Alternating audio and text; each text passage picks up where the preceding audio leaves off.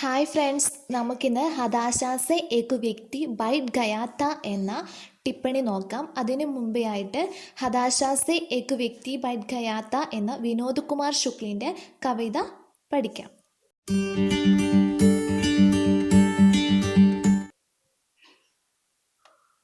ഹതാശാ സെ ഏക് വ്യക്തി ബൈഠ് ഗയാ താ, നിരാശയോടെ കൂടി ഒരു വ്യക്തി ഇരിക്കുകയായിരുന്നു. വ്യക്തിക്കോ മേ നഹി ജാൻതാ താ, ആ വ്യക്തിയെ എനിക്ക് അറിയില്ലായിരുന്നു. ഹതാശാക്കോ ജാൻതാ താ, നിരാശയെ അറിയാമായിരുന്നു.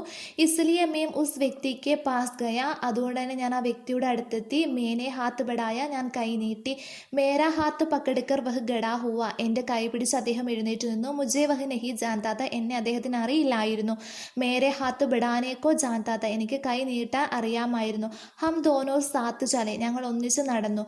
ദോനോ ഏക് ദൂസരേക്കോ നഹി ജാൻതേ തേ, രണ്ടുപേർക്ക് പരസ്പരം അറിയില്ലായിരുന്നു. സാത്ത് ചലാനേക്കോ ജാൻതേ തേ, ഒന്നിച്ച് നടക്കാൻ അറിയാമായിരുന്നു. ഹതാശാ സെ ഏക് വ്യക്തി ബൈഠ് ഗയാ താ, നരേഷ് സക്സേന എഴുതിയ ഒരു കുറിപ്പാണിത്. വിനോദ് കുമാർ ശുക്ൽ की കവിത पर നരേഷ് സക്സേന की ടിപ്പണി. വിനോദ് കുമാർ ശുക്ലിൻ്റെ കവിതയ്ക്ക് നരേഷ് സക്സേന വിശകലനം ചെയ്ത് എഴുതിയ കുറിപ്പാണ് ഹതാശാ സെ ഏക് വ്യക്തി ബൈഠ് ഗയാ താ. विनोद कुमार शुक्ल अपनी मौलिकता के साथ ही भाषा की अनगढ़ता के लिए विख्यात है, किंतु इस कविता में मौलिक होने के साथ ही वे काव्य शिल्प के सिद्ध कवि की तरह भी दिखाई देते हैं. ഹിന്ദിയിലെ സർഗാത്മക കവി എന്ന രീതിയിൽ പ്രശസ്തനാണ് വിനോദ് കുമാർ ശുക്ല. സർഗാത്മകതയ്ക്കൊപ്പം തന്നെ കാവ്യശില്പങ്ങളുടെ പ്രയോഗത്തിലും അദ്ദേഹം സമർത്ഥനാണ്. कविता के अर्थ इतने सहज और साफ है कि उन्हें व्याख्या की दरकार नहीं है. सरल शब्दों वाले वाक्य स्वयं ही अपना मर्म कह देते हैं. കവിതയുടെ അർത്ഥം ഇത്രയും സഹജവും സരളവും ആയതുകൊണ്ട് കവിതയുടെ വ്യാഖ്യ ചെയ്യേണ്ട ഒരാവശ്യമില്ല. സരൾ ശബ്ദങ്ങളാൽ നിറഞ്ഞ ഈ കവിത സ്വയം അതിൻ്റെ മർമ്മത്തെ പറയുന്നുണ്ട്. व्यक्ति को मैं नहीं जानता था, हताशा को जानता था कहते ही वे जानने की हमारी उस जानी पहचानी रूढ़ी को तोड़ देते हैं जो व्यक्ति के नाम पद उम्र ओहदे या जाति से जानने को जोड़ती है. വ്യക്തിയെ എനിക്ക് അറിയില്ലായിരുന്നു, പക്ഷെ നിരാശയെ അറിയാമായിരുന്നു എന്ന് പറഞ്ഞുകൊണ്ട് കവി പറയാണ്, പേര്, അഡ്രസ്സ്, വയസ്സ്, തൊഴിൽ, ജാതി എന്നിവയിലൂടെ അറിയുക എന്ന നമ്മുടെ ആ പരമ്പരാഗതമായ രീതിയെ കവി ഇവിടെ പൊട്ടിച്ച് എറിയുകയാണ് ചെയ്യുന്നത്. യദി ഹം കിസി വ്യക്തി കോ ഉസ്കി ഹതാശ, നിരാശ, അസഹായത യാ ഉസ്കെ സങ്കട സെ നഹി ജാൻതേ തോ ഹം കുച്ച് നഹി ജാൻതേ. ഒരു വ്യക്തിയുടെ നിരാശയും അയാളുടെ നിസ്സഹായയും നമുക്ക് മനസ്സിലാക്കാൻ സാധിക്കുന്നില്ലെങ്കിൽ നമ്മൾ അദ്ദേഹത്തെ ഒട്ടും മനസ്സിലാക്കിയിട്ടില്ല എന്നതാണ് അർത്ഥം. സടക്ക് പർ ഗായൽ പടേ അപരിചിത് വ്യക്തി കോ ദേഖ് കർ ക്യാ ഹം കഹ് സക്തേ ഹെ കി ഉസേ ഹം നഹി ജാൻതേ. റോഡിൽ അപകടപ്പെട്ട് കിടക്കുന്ന, മുറിവേറ്റ് കിടക്കുന്ന ഒരു അപരിചിത വ്യക്തിയെ കണ്ടിട്ട് നമുക്ക് പറയാൻ സാധിക്കുമോ നമുക്ക് അദ്ദേഹത്തെ അറിയില്ല എന്ന്? അപകടത്തിൽപ്പെട്ടിരിക്കുന്ന ഒരു വ്യക്തിയെ നമ്മൾ വേഗം രക്ഷിക്കാനേ നോക്കുകയുള്ളൂ. അദ്ദേഹത്തിൻ്റെ വയസ്സോ പേരോ ജാതിയോ ഒന്നും നമ്മൾ നോക്കാറില്ല. വാസ്തവമേ हम जानते हैं कि यह व्यक्ति मुसीबत में है और इसे हमारी മദദ് ജറൂറത്ത് ഹെ. നമുക്ക് മനസ്സിലാക്കാൻ വേണ്ടി സാധിക്കും ആ വ്യക്തി കഷ്ടപ്പാടിലാണ്, അദ്ദേഹത്തെ സഹായിക്കണമെന്ന്.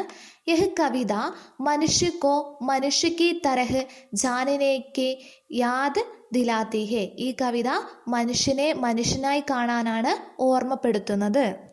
कविता लगातार नहीं जानने और जानने का ബയാൻ करती जाती है. കവിത അറിയാം അറിയില്ല എന്ന് ഇടയ്ക്കിടയ്ക്ക് ആവർത്തിക്കുന്നുണ്ട്.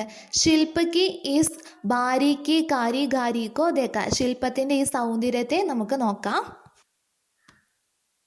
വഹ് മുझे नहीं जानता था, हाथ बढ़ाने को जानता था, हम एक दूसरे को नहीं जानते थे, साथ साथ चलाना जानते थे, यह नहीं जानता. और जानना कविता में किसी लोकगीत के स्थाई की तरह बार बार लौटता है. അവനെ എനിക്കറിയില്ലായിരുന്നു, കൈനീട്ടാൻ അറിയാമായിരുന്നു, ഞങ്ങൾക്ക് പരസ്പരം അറിയില്ലായിരുന്നു, പക്ഷെ ഒന്നിച്ച് നടക്കാൻ അറിയാമായിരുന്നു. അറിയില്ല, അറിയുക എന്ന ഈ രണ്ട് വാക്കുകൾ കവിതയിൽ നാടൻ പാട്ട് പോലെ ഇടയ്ക്കിടയ്ക്ക് കവിതയിലേക്ക് മടങ്ങി വരുന്നു. गद्य में लिखी हुई किसी कविता में लिरिकल या गीतात्मकता का बोध इस खूबी के साथ हिंदी की किस कविता में आया है याद नहीं आ रहा. അത് ഹിന്ദിയിലെ ഏത് കവിതയിലാണ് ഇത്രത്തോളം നല്ല ഗാനാത്മകതയോട് കൂടെ വരുന്നത് എന്ന് ഓർമ്മയില്ല. ഏത് കവിതയാണ് ഇത്രയും നല്ല രീതിയിലുള്ളതെന്ന് ഓർമ്മയില്ല. जैसे किसी गज़ल में आखिरी शेर के आखिरी शब्द श्रोताओं की जुबान पर आपसे आप आ जाते हैं, वैसे ही इस कविता के अंतिम शब्द यानी साथ साथ चलाना के बाद यदि कविता पाड़ रोक दिया जाए तो सुनने वाले खुद वाक्य पूरा कर देंगे और कहेंगे जानते थे.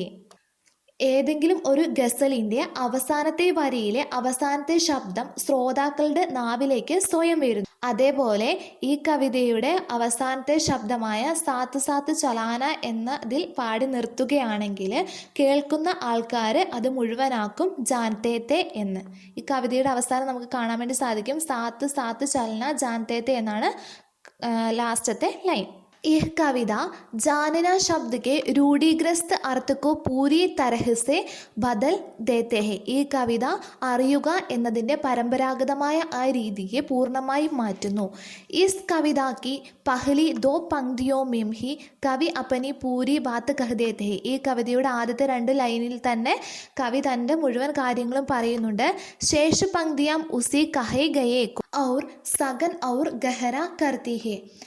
ബാക്കിയുള്ള വരികളെല്ലാം ആദ്യത്തെ രണ്ട് വരിയെ പുഷ്ടിപ്പെടുത്തുന്നതും ആഴപ്പെടുത്തുന്നതും ആണ്. കവിത ക സന്ദേശ് ഹേ കി, കവിതയുടെ സന്ദേശം ഇതാണ്. दो मनुष्यों के बीच मनुष्यता का एहसास यानी मानवीय संवेदना होना ज़रूरी है, ജാൻകാരിയാം ജറൂരി നഹി ഹേ. ഈ കവിതയുടെ ആശയം എന്നത് രണ്ട് മനുഷ്യരുടെ ഇടയിൽ മനുഷ്യത്വത്തിൻ്റെ അനുഭവം ഉണ്ടാവണം, അതായത് മാനവീയ സഹാനുഭൂതി ഉണ്ടാവേണ്ടത് ആവശ്യമാണ്. ജാൻകാരിയാം ജറൂരി നഹി, അറിവുണ്ടാവുക എന്നതിന് പ്രാധാന്യം ഇല്ല. അതായത് ഒരാൾ റോഡിൽ അപകടപ്പെട്ട് കിടക്കുമ്പോൾ നമ്മൾ അദ്ദേഹത്തിൻ്റെ വയസ്സോ പേരോ ജാതിയോ ഒന്നും നോക്കാതെ നമ്മൾ സഹായിക്കും. അതുകൊണ്ട് തന്നെ ഈ കവിതയുടെ ആശയം എന്ന് പറയുന്നത് രണ്ട് മനുഷ്യന്മാരുടെ ഇടയിൽ മനുഷ്യത്വം ഉണ്ടാവണം എന്നതാണ്. किंतु यह संदेश कविता में उपदेश की तरह नहीं आता है. എന്നാൽ ഈ സന്ദേശം കവിതയിൽ ഉപദേശത്തിൻ്റെ പോലെയല്ല